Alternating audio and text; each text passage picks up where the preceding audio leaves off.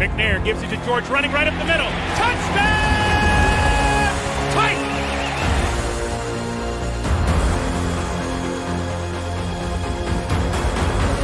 There are no flags on the field!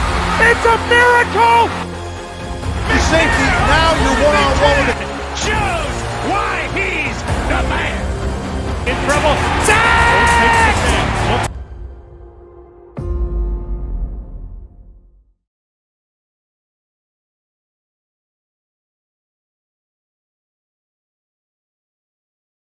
Ladies and gentlemen, Titan Nation, welcome back. Today, we're going to be talking about our fourth round pick out of Florida, wide receiver, Chimere Dike. But to help me with this pick, we had to bring a former Titan, a former Gator along. We have the man. We got the best man in the house, Ben Troupe. How you doing, man? Man, it's been too long. I'm happy to be back on with you, man. Chop it up with you before you came on the show, but thanks for having me. Yeah, of course. Like I said, I'm Florida Seminoles, so like Florida State. We know we don't get along very well. That's the only thing that I will disagree with you. But I gotta put my pride aside, and you got to go for this guy. This guy, we talked a little bit about it being a speedster.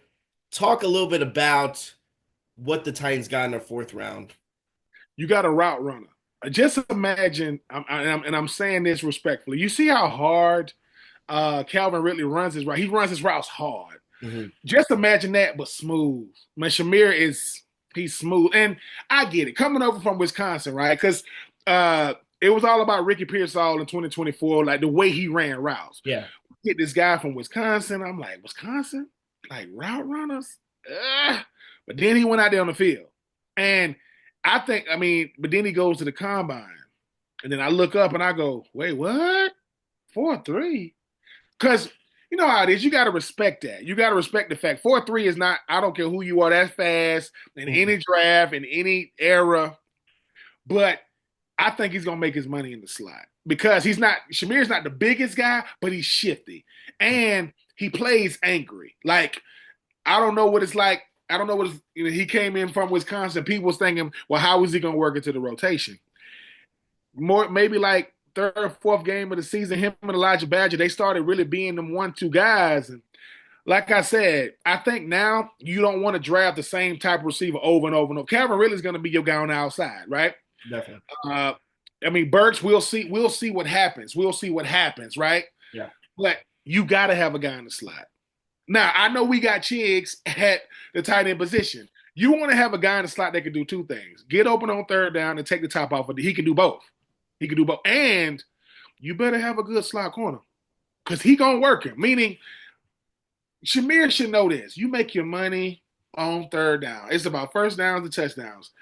I think the young man is going to fit in well with a guy like Cam. I know Will Levis probably going to start. When Cam sees what he has, he going to be like, guys that fast in the slot? No, that guy's fast, period. So I like the pick, fourth round pick. I like the fact that he's coming into a AFC South to where, hey man, Travis Hunter, he's down there with Brian Thomas, now with the with the Jags, and you see what we have to deal with Houston and their plethora of receivers, right? No one's really scared of the Colts. Not right now. I'm just not right now. Calvin Ridley needs a sidekick. Batman needs a Robin. Yeah. Now, we wanted it to be Burks. We wanted it to be. As much as we wanted. We wanted it. Burks, we love you. But we got to believe what we see. We got to believe it. Yeah. Well, Calvin really is the guy on the outside because that's where he plays.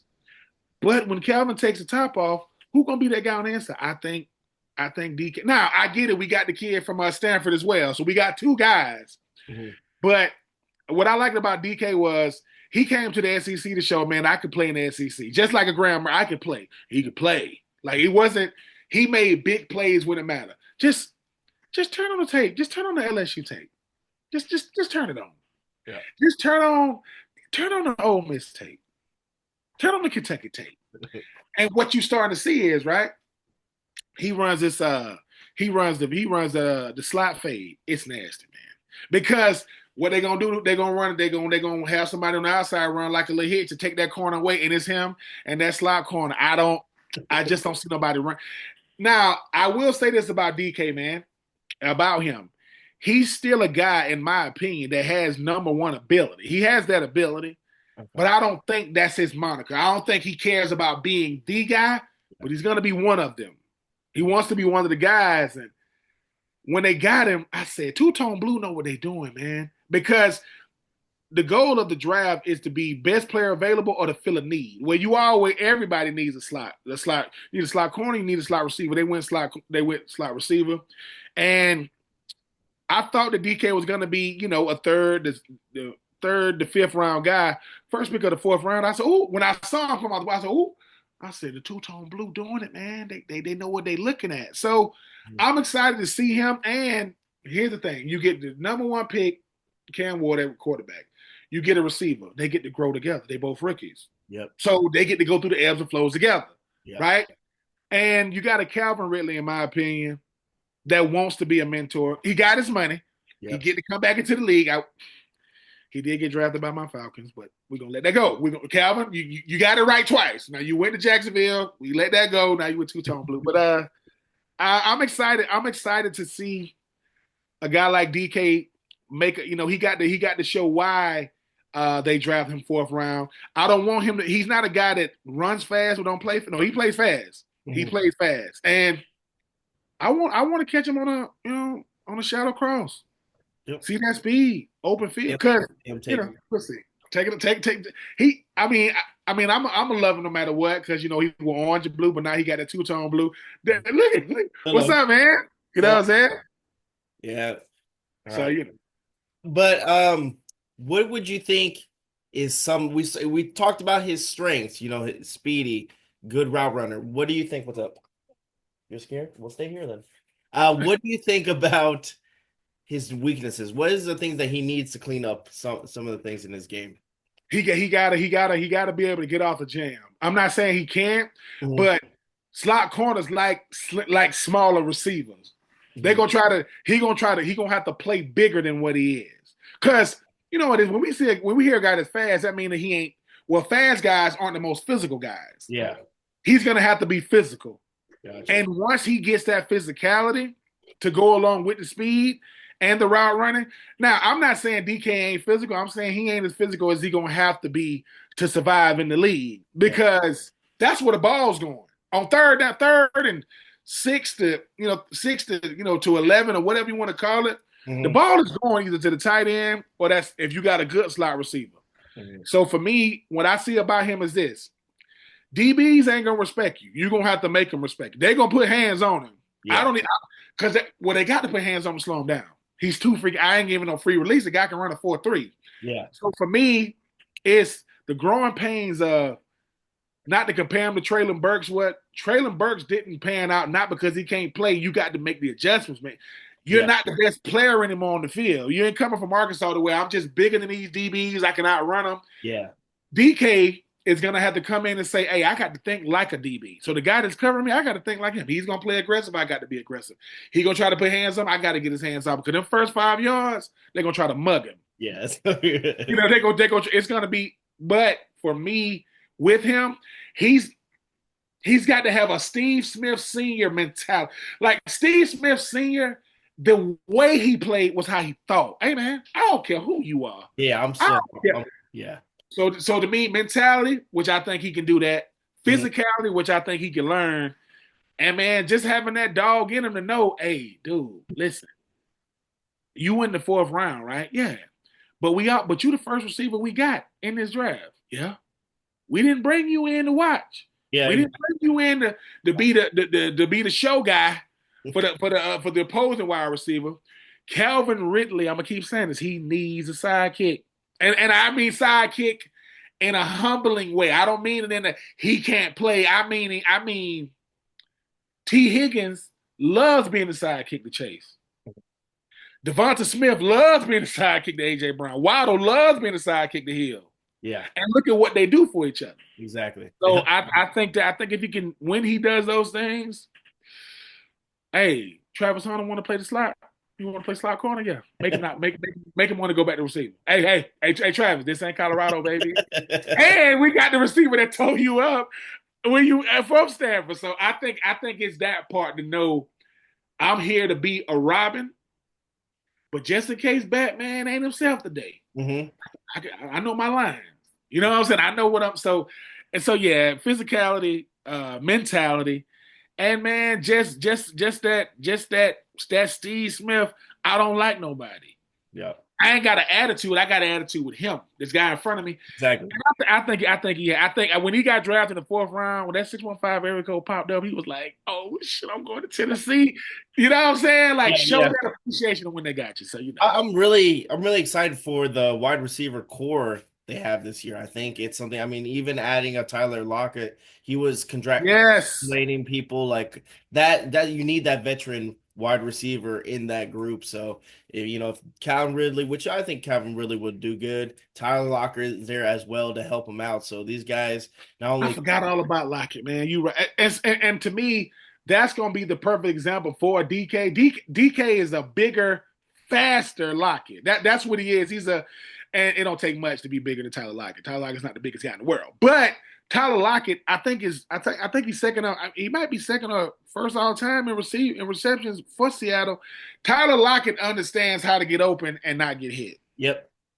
And so for DK, when he first got drafted, man, Tyler Lockett said, welcome to the top. You know what I'm saying? Let's do it, young fella." It's like, I need a guy like Tyler Lockett, because I'm gonna say this: embrace mentorship, DK, because the best players get mentored.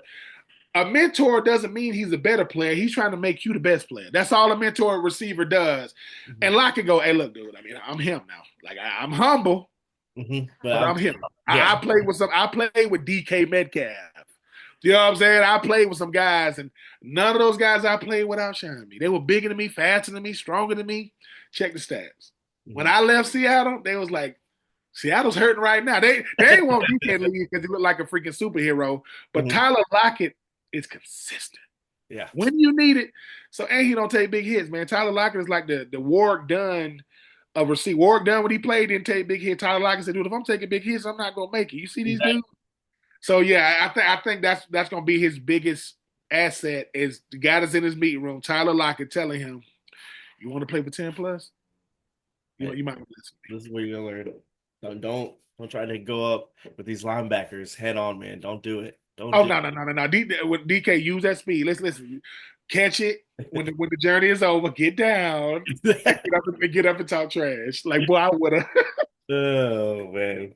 But yeah, so I think it's a solid, like I said, solid wide receiver group. I can't wait to see spring training when it happens and seeing these guys battle for.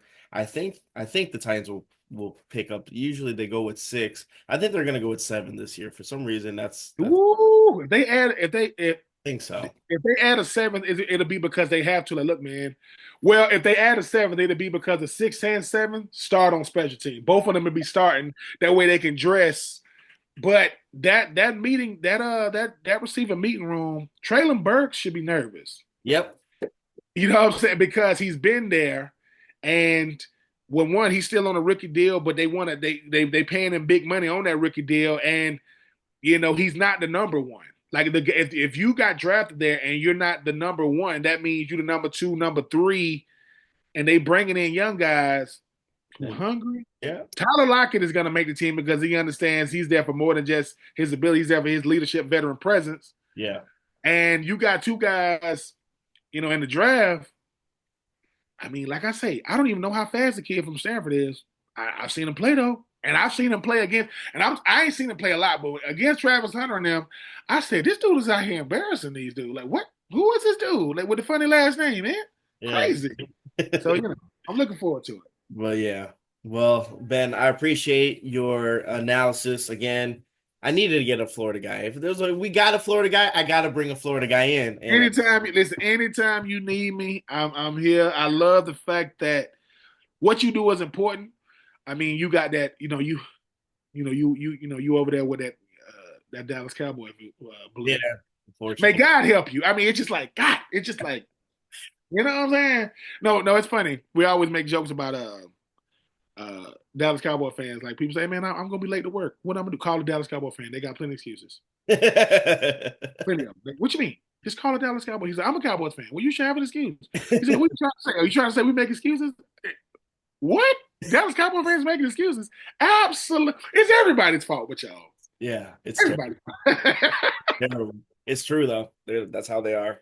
They But look at you like you're a Titans fan, like, yeah, and you're a Cowboys. You think you're an upgrade? You're